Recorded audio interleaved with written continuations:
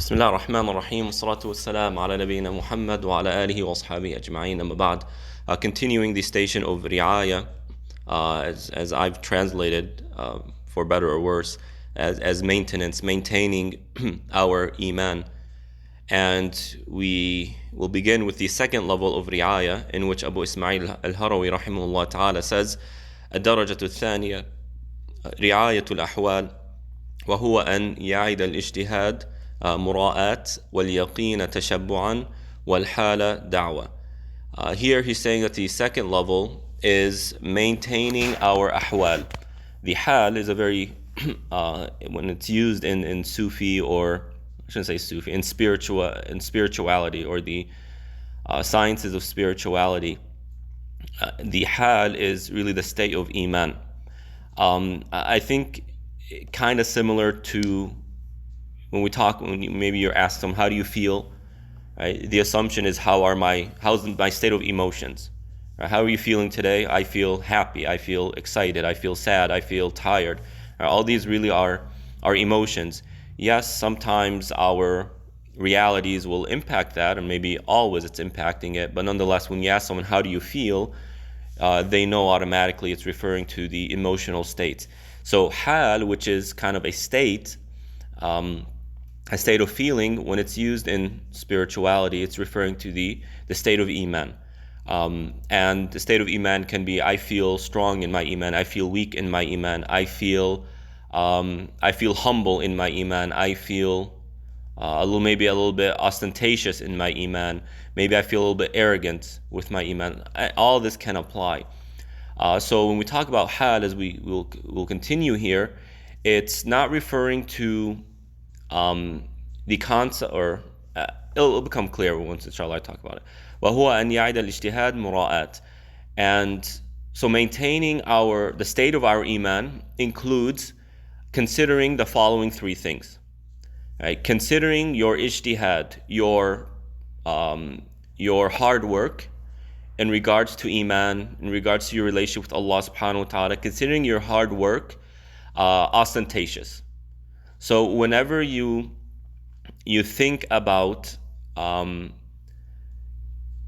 the hard work that you've put in for the sake of your iman and for the sake of your relationship with Allah subhanahu wa ta'ala, when we think of it, when we sit and contemplate and reflect and remember what we've done. So for example, here, this Madarij Salikeen series we've been doing, I think we're coming close to maybe 65, 70 weeks, right? 70 classes we've done so far. And when we think about it, maybe we've made a lot of progress, maybe our iman has grown, and it requires an amount of effort. It requires commitment that every Tuesday you are here at the beginning of the lecture, and you sit and you're patient for the entire hour, and you try to listen and learn. Some of you, maybe most of you, take notes, right? Maybe you review those notes, etc. All that requires an amount of effort, okay?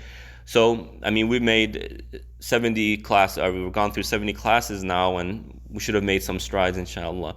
When you sit and you contemplate and reflect that, the state of your iman, your emotion, or the emotion that should be coming out, right?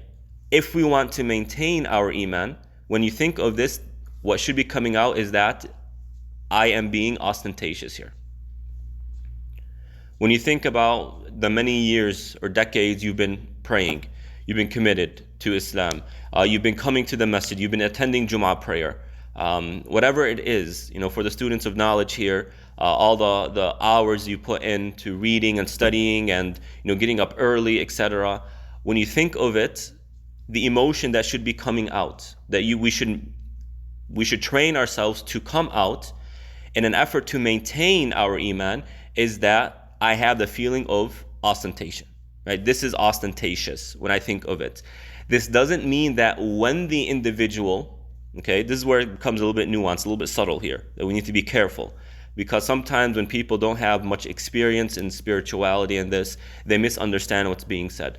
What Abu Ismail here means, what he doesn't mean is that you did these things ostentatiously, meaning riyah. right? For other than Allah subhanahu wa ta'ala. This isn't what he's saying here. He's not referring to the action itself, but rather the state after the fact. Okay? So he's not saying that the perception we have of our past efforts is all of that I did it for other than Allah. No. Rather, when we reflect on it, in order to preserve our iman from being tainted and tarnished by what we call ujub. Ujub is, kind of self-pride, right? Feeling extremely proud of oneself. We need to view what we did in the past, or this process of viewing it and reflecting, that really in the end it's awesome. I'm being showy with my own self. I'm not being showy with other people. I'm being showy with my own self. So that when we reflect on our previous and past accomplishments, the shaitan isn't able to, taint it and poison it with the feelings of ostentation and riyah, etc.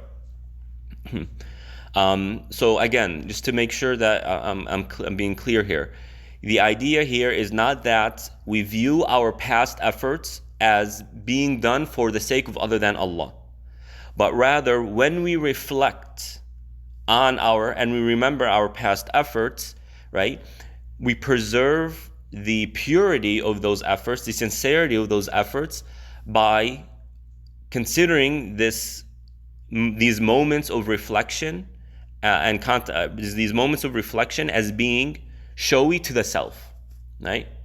Okay, so I'm sitting here and I'm thinking, man, I did this and that so many years ago, and I accomplished this and I accomplished that, and I did this and I made these strides, and this is who I was before and this is who I am after.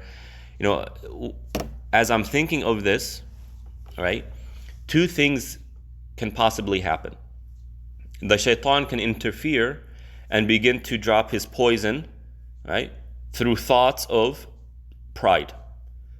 I am proud of myself. Look what I did. But notice the language. I am proud of who? Myself. Right? Now the issue becomes, centered around me. This can be a path. But the other path which Abu Ismail wants us to get on is that when I think of my past accomplishments, it's not my accomplishments. Rather, it's Allah's bounty upon me. And for me to sit here and think that these are my accomplishments, I'm being ostentatious with myself. I'm showing off to myself. Okay? So this is part of maintaining our iman. The second element of the second level is an ya'id al-yaqeen tashabbu'an. Yaqeen is certitude.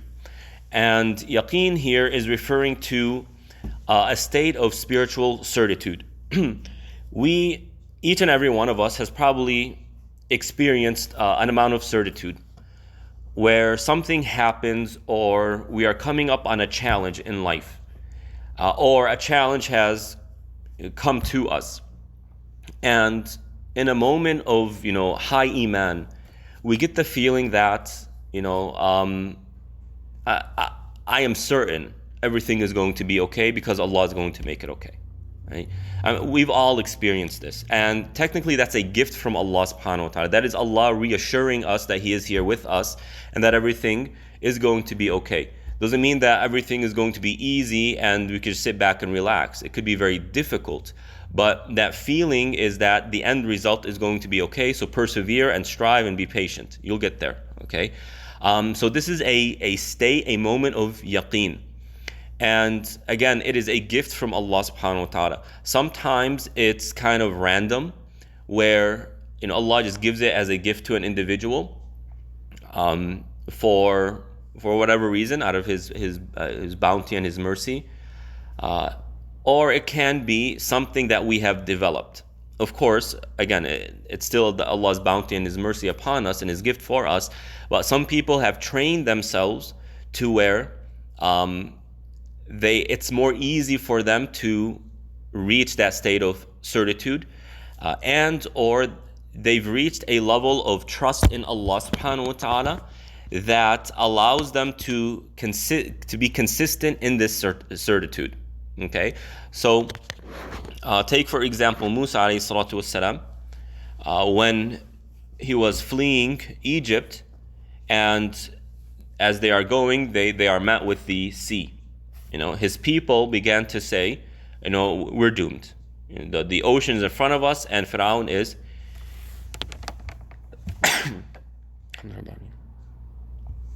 excuse me, I'm sorry about that. I hope I was able to hit the mute button before I sneezed. If I was too slow, then please forgive me. So in front of them, the sea, behind them is Fir'aun, and Allah documents the children of Israel as saying that, inna la mudrakun. We're going to be caught. That's it. We're done. And then Musa's response was, قَالَ كَلَّا إِنَّ مَعِيَ رَبِّي سَيَهْدِينَ. Musa said, no, Allah is with us. He's going to guide us. Okay. Now, when you compare his reaction here with his reaction to the first time he met the sorcerers, or even before that, the first time he met Allah and Allah told him to, the first time he spoke to Allah and Allah told him to go to Fir'aun, you see two very different reactions. When Allah told him to go to Fir'aun, he said, قَالَ رَبَّنَا إِنَّنَا نَخَافُ. Right? We're afraid. And they started saying this and that, etc. Why? Because they had not yet developed that level of certitude in Allah subhanahu wa ta'ala. But with time, with experience, with knowledge, they reached a level where as soon as any challenge comes, they were already prepared for it. So that when the challenge came, there was an instantaneous reaction, positive reaction of certitude. Okay, so that's what yaqeen is here. So whether a person is feeling it for a random reason, right, Allah just giving it to them, or they have developed that level of iman and trust and dependence on Allah subhanahu wa ta'ala, regardless of what the person's state of yaqeen is, anytime they feel yaqeen, or anytime their mind starts to entertain this notion that I have reached a level of certitude, they consider it tashabbu'an. Right? Tashabbu' in the Arabic language means really pride, tafakhur. Right? I'm being proud. I'm acting proud here. I am kind of boasting about who I am and what I am. And the word tashabbuh means a person boasts about something they have no right to, or they boast about something they don't possess. So an example of that is in a hadith, a female companion whose husband had more than one wife, so she had co-wives. She went to the Prophet ﷺ and she asked him, is it permissible for me to wear certain clothing and wear certain jewelry and claim that my husband bought it for me so that I can boast in front of my co-wife? Meaning, to show my co-wife that our husband cares about me and loves me more than he cares about you. Okay, that's the idea here. So the Prophet ﷺ responded by saying, "At-tashabbu' bima lam yu'ta kalabisi thawbay zur." The one who boasts about some or over something they do not possess is like the one who wears two garments of false testimony or falsehood, two cloaks of falsehood. Why? Because number one, boasting is a falsehood. For someone to boast about who they are or what they've accomplished, right, that is a type of falsehood. Why? Because whether you look at it from one way or another, it all goes back to the fact that Allah is the one who gave you these things. So what are you boasting about? Right? So for example, imagine a young man, for example, who inherited millions. Donald Trump, right? Donald Trump goes around boasting about his wealth and his money, etc. And then when the journalists kind of dug into his fortune, it all goes back to his father. His father inherited Donald $10 billion. Imagine an inheritance of $10 billion. How much is he, quote unquote, worth today? $10 billion. So what he has now is what he inherited. What are you boasting about? That's your father's accomplishment, not yours. You have nothing to boast about. That's the idea here. So when someone boasts, they're boasting about something they have not accomplished themselves. So that's why arrogance is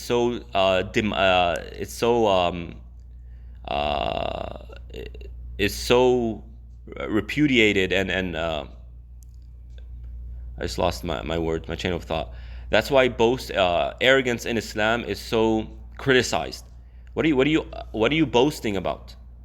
It's not you. You started off as a small, little baby in your mother's womb. You were a few centimeters long. That's it. Didn't even weigh 1 pound, without any mind or any senses to do anything. That's what we are. That is our origins. What are we boasting about? And Allah subhanahu wa ta'ala says this in the Quran. أَوَلَمْ يَرَوْا أَنَّا خَلَقْنَا الْإِنسَانَ مِن نُطْفَةٍ فَإِذَا هُوَ خَصِيمٌ مُبِينٌ. I mean, do they not see that we created a human being from a speck, from a small little thing? And then all of a sudden, mashallah, he's going around arguing and debating with the Prophet, subhanallah.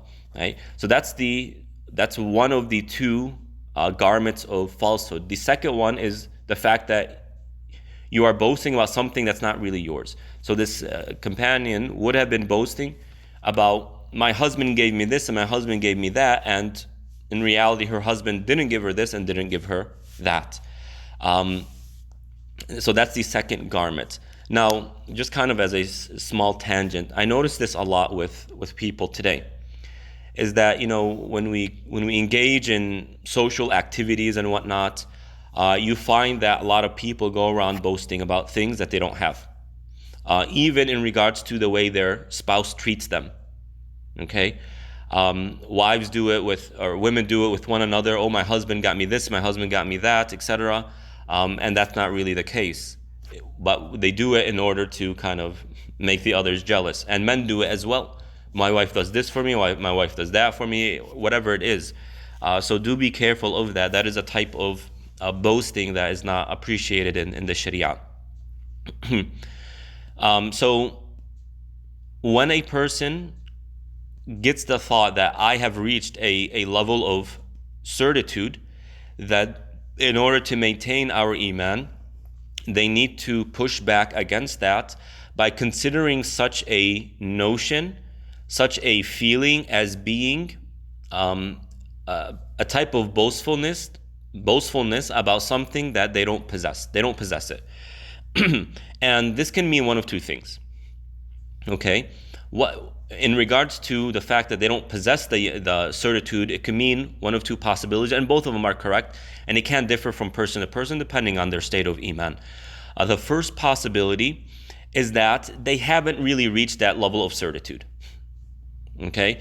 That when a person feels, yes, I feel this trust in Allah subhanahu wa ta'ala, it's not really real. That's just kind of one of those iman highs that it's it's not really real. It's more like a mirage, that you get this surge all of a sudden and then it dies down and the person goes back to their state of true iman. And that's not really certitude. That's just an emotional high. You know how they say love at first sight?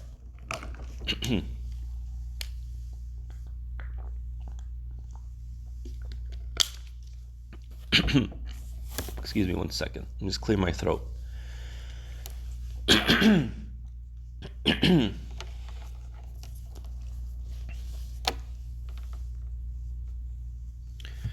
You know how they say love at first sight?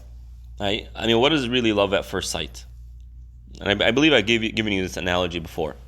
A guy is walking and he sees that girl all the way across the road, and it's love at first sight, and the music starts playing and the birds start chirping, and it becomes slow motion, and he's walking towards that lady, and mashallah, her hair's in the wind, and the closer he gets to her, the more details about her beauty become emphasized, and then she fully turns around to where he can see all of her face, and the other side of her face, which he didn't see, is severely damaged. It's severely burned, it's severely scarred. What do you think is going to happen to his love at first sight? It just shot down. It's no longer love at first sight. You get that screeching music sound, whatever it is in the movies and whatnot, or the commercials, and then the guy turns away and the love at first sight is gone. Is it really love at first sight? It's not love at first sight. It's emotions at first sight, or desires at first sight. So something similar can happen with iman.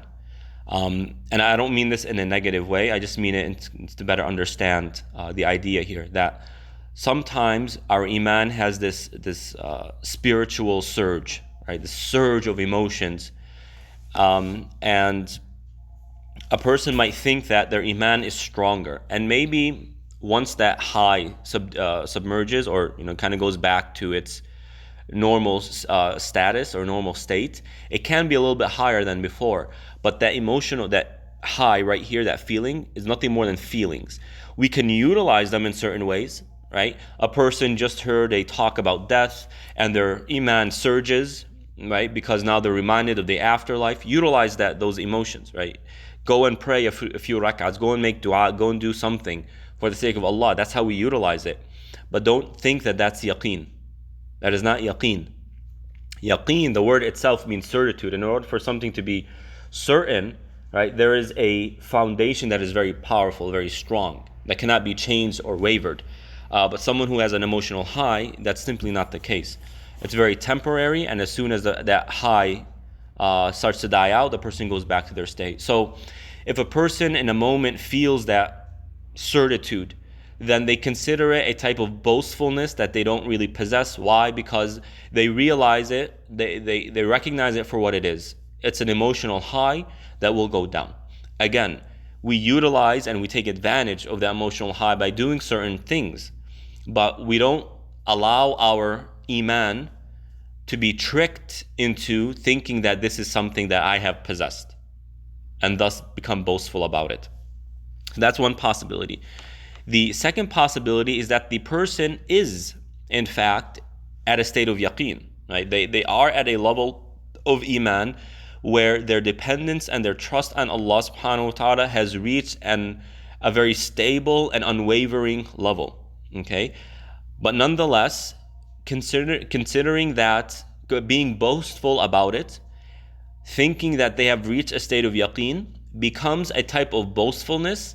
And if they think that yaqeen is coming from their own improvement, from their own accomplishments, rather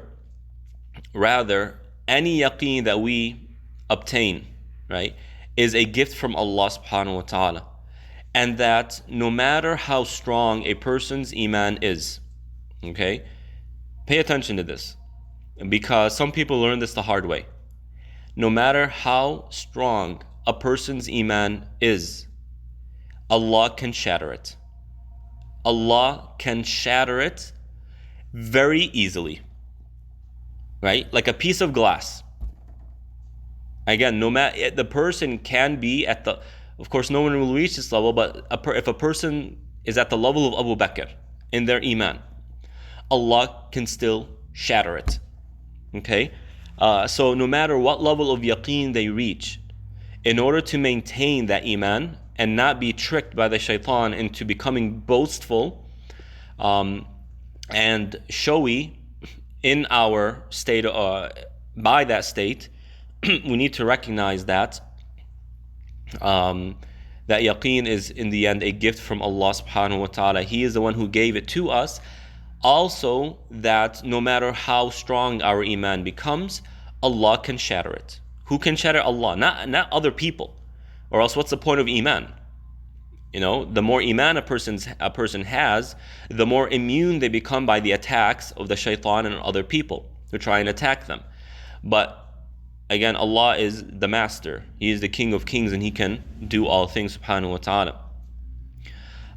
And this idea that considering the state of yaqeen as a state of boastfulness, or considering ourselves as reaching a state of yaqeen, considering it a type of boastfulness, or a type of boastfulness, this idea here can be applied to all states of iman.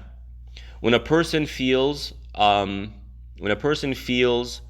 like they are very trusting in Allah, or they have the level of tawakkul, they preserve and they maintain that level of iman by considering it that type of boastfulness, right?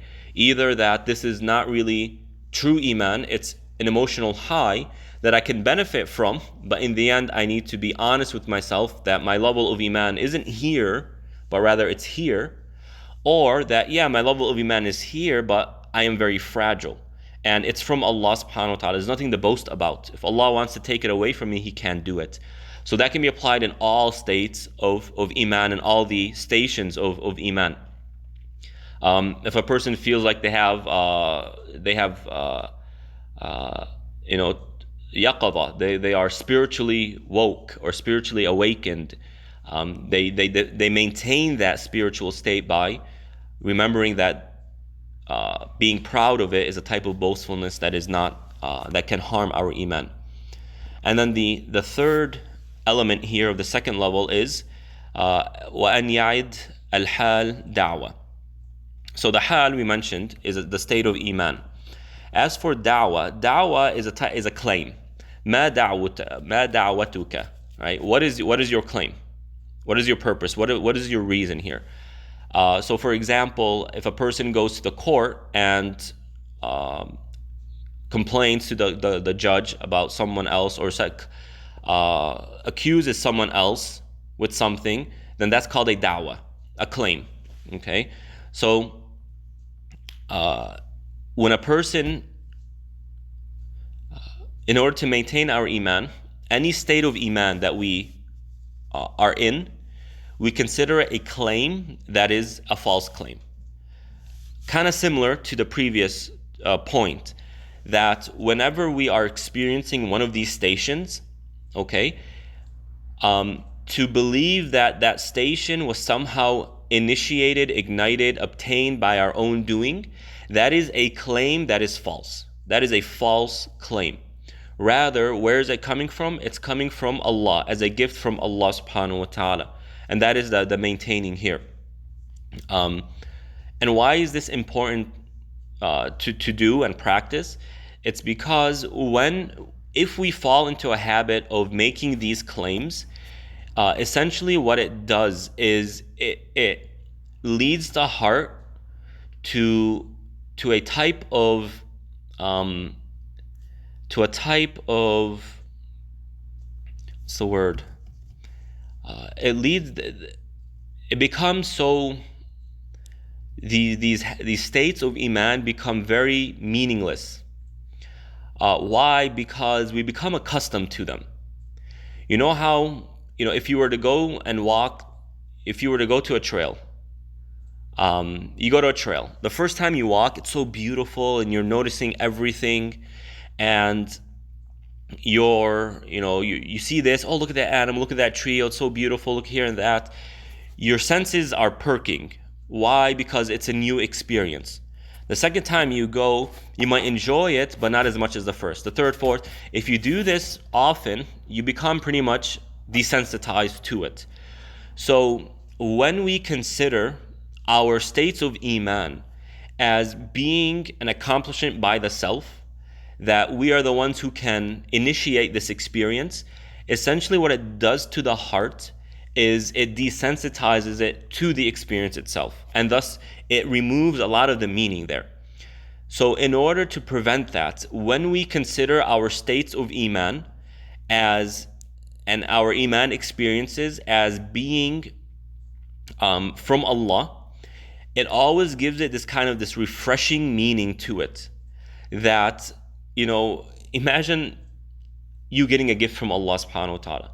That's much more meaningful than getting a gift from any other person. Why? Because of who Allah subhanahu wa ta'ala is. So we maintain our iman by remembering that any claim to this state of iman that goes back to the self is a false claim. But rather the true claim is that this is from Allah subhanahu wa ta'ala. Okay? So that's how we should view it. And then also to remember that Allahumma salli ala Muhammad, that this kills our iman. To think that this is coming from us is a killer of iman. Why? Because it causes us to become dependent on the self. I am the one responsible for initiating the state of iman. Okay, I am the one responsible for this and that. Instead of Allah subhanahu wa ta'ala is the one who is providing me with this, thus I need to go to Allah in order to get it.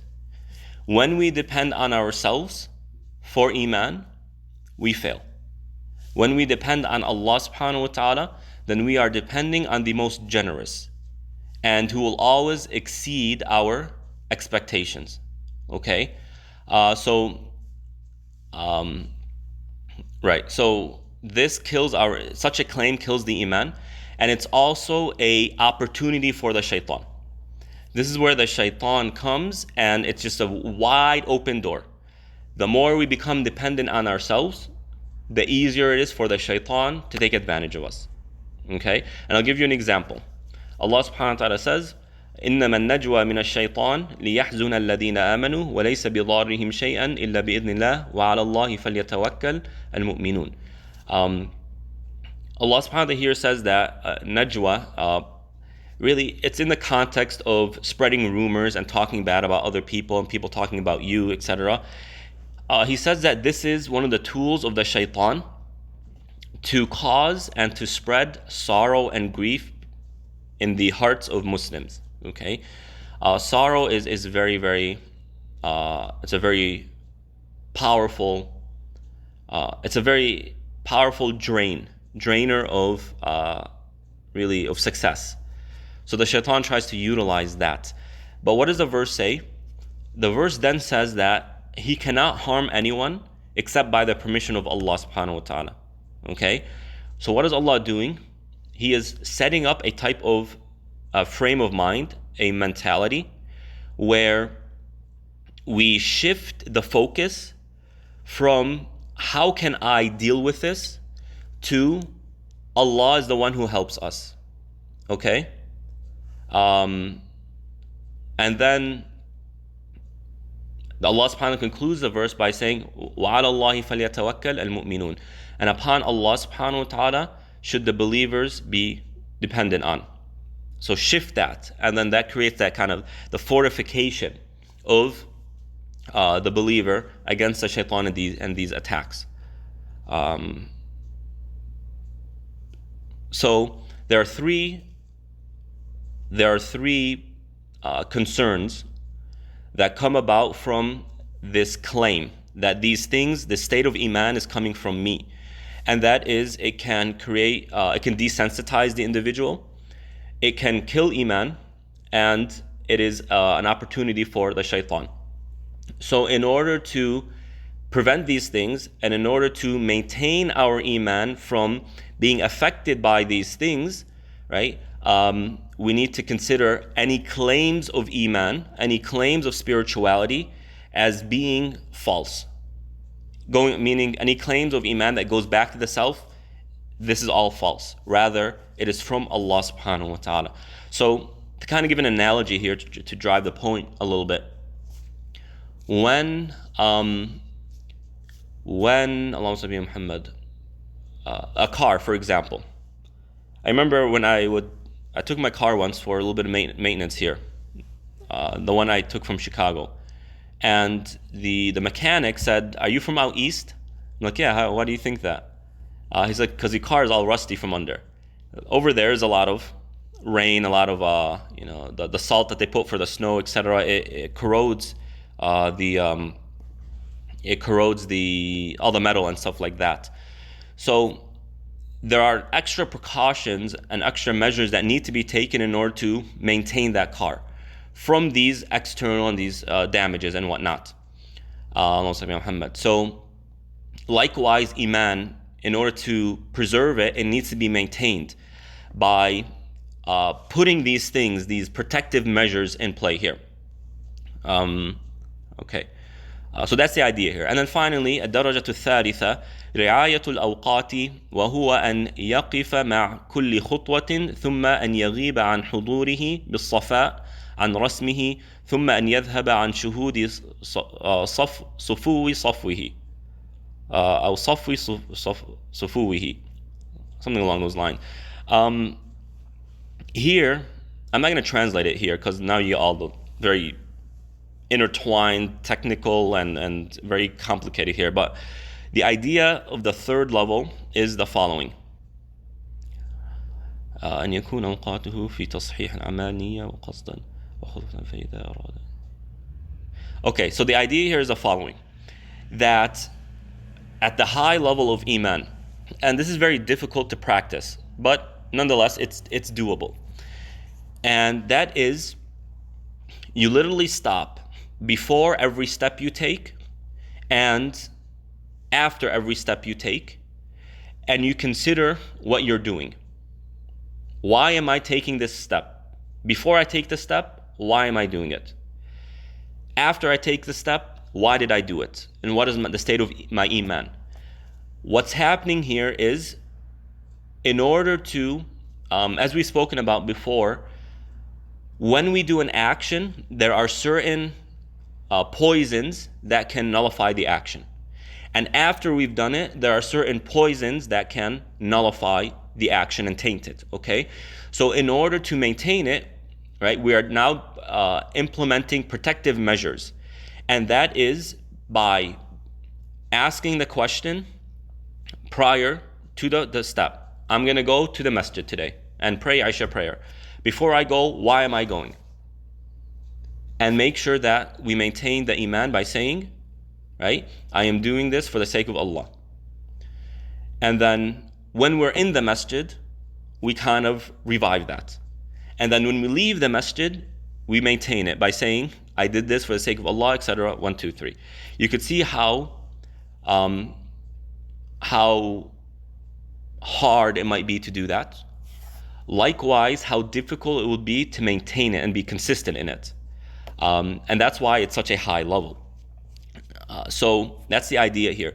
In order to keep our iman in a state of purity, we need to continuously do this.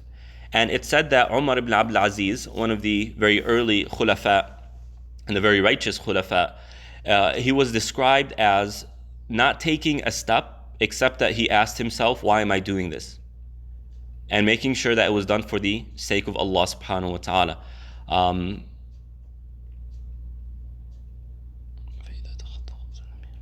Also, Muhammad,